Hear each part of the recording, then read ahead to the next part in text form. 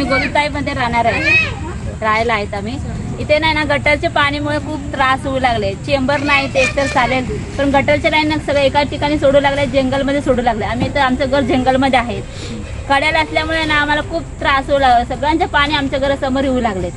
जाता येता येत नाही आम्हाला, रस्ता बंद आहे. एकीकडे त्यांनी बांधकाम करतात, इकडे बंद आहे तिकडे बंद आहे. कुठून जायचं कुठून यायचं? आम्ही इकडे साईडला असल्यामुळे आम्हाला काय जाता येत नाही. आमच्याकडे गाडी आहे, गाडी पण येता येत नाही पावसाळ्यात. आम्ही तर कसं जातं आम्हालाच माहिती. लहान लहान पोरं आहेत आम्हाला. पोरांमुळे डासामुळे आम्हाला पण खूप त्रास होतो.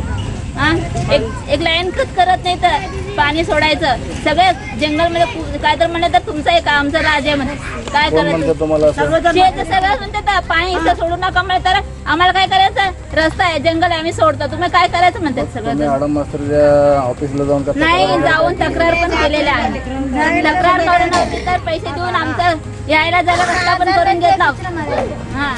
6,000 देऊन आम्ही पण रस्ता जायला येत नव्हता आम्हाला. तर पावसाळ्यात कसं जायचं माहित नाही, म्हणून त्यांनी सांगितलं तर ते जाऊन आले. तर आल्यावर आम्हाला रस्ता करून दिला थोडासा बरं टाकून.